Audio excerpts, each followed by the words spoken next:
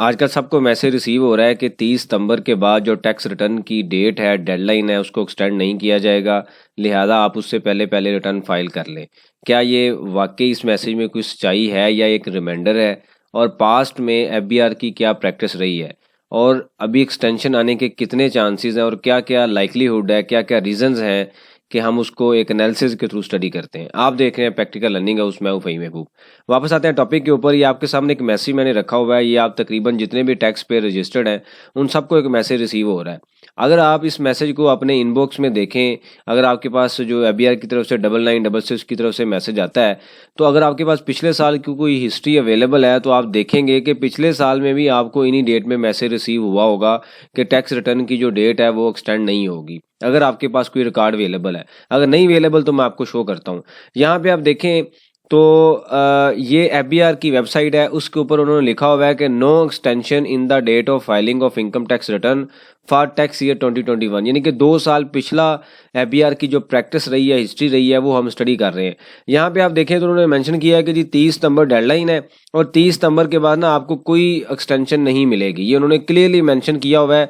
और ये मेंशन तब करते हैं जब इनको जब ये मैसेज भेजते हैं। जैसे अभी आपको मैसेज रिसीव हो रहा है, इसी तरीके से ये वेबसाइट पे भी अपडेट कर देंगे। अभी तक ये नहीं आया इस वेबसाइट पे, इस साल का जो इस तरह की न्यूज़ है ये 1-2 दिन तक आ जाएगी। अब उसके बाद क्या हुआ कि जब 2021 की एक्सटेंशन इन्होंने कहा जी नहीं मिलनी, ये भी पिछले साल 2021 में जो अभी हम देख रहे हैं उस टाइम भी ऐसे ही हुआ कि मैसेज आया, न्यूज़ आई कि एक्सटेंशन नहीं होगी। लेकिन उसके बाद क्या हुआ, उसके बाद ये हुआ कि एक्सटेंशन मिली और सितंबर के बाद वो 15 अक्टूबर पे गए, 15 अक्टूबर के बाद वो 31 अक्टूबर पे गए, फिर वो 15 नवंबर पे गए और 30 नवंबर को जाके मेरे ख्याल में जो 2021 या 15 दिसंबर को जाके वो जो डेट थी वो ख़त्म की गई, यानी कि उसको क्लोज़ किया गया। उसके बाद क्या होता है आगे, अगर आगे हम चलते हैं तो ये टैक्स ईयर 2022 में हम आ गए हैं। यहाँ पे भी उन्होंने कहा जी सितंबर के बाद एक्सटेंशन मिल गई 31 अक्टूबर की, और उसके बाद उन्होंने कहा जी इसके बाद एक्सटेंशन नहीं मिलेगी। लेकिन ये डॉक्यूमेंट भी आगे बाद में यानी कि अक्टूबर के बाद भी क्या हुआ कि 29 अक्टूबर को दोबारा फिर एक नोटिस आता है जिसके अंदर बताया गया कि जी जो एक्सटेंशन है उसको बढ़ा दिया गया, यानी कि टैक्स रिटर्न की जो एक्सटेंशन है उसको इंक्रीज कर दिया है 15 दिन के लिए। अब यहाँ पे आप देखें तो ये मैंने आपके सामने डॉक्यूमेंट शो किया हुआ है, 22 का डॉक्यूमेंट है। यहाँ पे उस डॉक्यूमेंट का जो ओरिजिनल डेट थी 22 की, जो रिटर्न 30 सितंबर है और उसको 15 दिसंबर तक लेके जाया गया है। तो इसकी रीज़न क्या है कि हर साल एफबीआर ने डेडलाइन के मुताबिक उसमें एक्सटेंशन आती है और ये 100% कन्फर्म है कि एक्सटेंशन आएगी। उसकी 2 बेसिक रीजंस है। नंबर 1, एक उनके पास इस तरह की हिस्ट्री अवेलेबल है, और नंबर 2, एफबीआर की वेबसाइट में अभी भी आईआरएस में काफ़ी इश्यूज हैं, काफ़ी मसले हैं। तो अगर वो मसले हल नहीं होंगे तो टैक्स पे रिटर्न कैसे फाइल करेगा। 7 वाले से बेशुमार हम अपडेट्स दे चुके हैं, लेक्चर देख चुके हैं कि टैक्स कैसे पे करना है, कैलकुलेट कैसे करना है। कभी फॉर्म बंद हो जाता है, कभी फॉर्म अपडेट नहीं होता, कभी रिटर्न सेव नहीं होती, कभी इम्पोर्ट का डाटा नहीं अवेलेबल होता। अगर टैक्स पेयर के बेसिक राइट्स ही उसको ना दिए जाएँ ऑन टाइम तो टैक्स पे रिटर्न कैसे फाइल करेगा।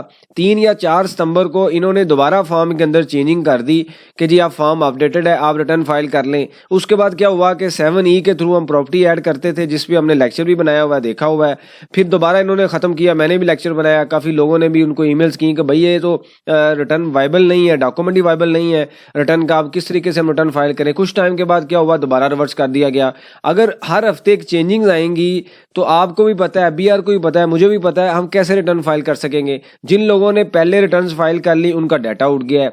लिहाजा इसके ऊपर 200% कंफर्म है कि एक्सटेंशन आएगी। आप इस मैसेज को एज ए रिमाइंडर इग्नोर कर दें। सिर्फ उन्होंने एक रिमाइंडर दिया है आपको, जो कि दोबारा रिमाइंडर आएगा 25 के बाद। चांसेस है कि 25 के बाद दोबारा हमें एक रिमाइंडर आएगा, 25 तारीख 26 तारीख को दोबारा एक रिमाइंडर आ जाएगा। तो इस वजह से इसमें कोई ऐसी वो वाली बात नहीं है कि जी पता नहीं डेट एक्सटेंड नहीं होगी, ऐसा नहीं है।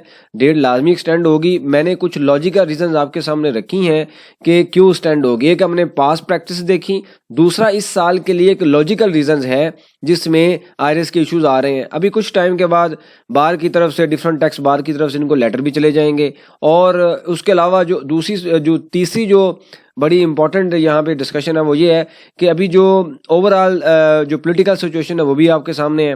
तो उन सारी चीज़ों को काउंट फॉर करके ही, और ये एफबीआर का जो अदारा है ये एक रेवेन्यू जनरेशन अदारा होता है और ये नहीं है कि इसको फौरी तौर पर डेडलाइन क्लोज कर दी जाए और टैक्स पेयर को टाइम ना मिले, ऐसा नहीं होता। ठीक है, तो लिहाजा ये टाइम मिलेगा, इसको एक एज ए रिमाइंडर आप समझे। लेकिन मैं फिर भी यही कहता हूँ कि अगर आप समझते हैं कि रिटर्न फाइल करनी चाहिए और आपका डाटा रेडी है तो आप कर दें, अदरवाइज ये कंफर्म है कि इसके ऊपर जो एक्सटेंशन है वो आ जाएगी। इससे रेलेवेंट कोई क्वेश्चन हो आप मेंशन करें, उसके ऊपर हम डिस्कशन करेंगे ताकि जो लर्निंग का प्रोसेस है कंटिन्यू रहे। थैंक यू वेरी मच, जज़ाकल्लाह।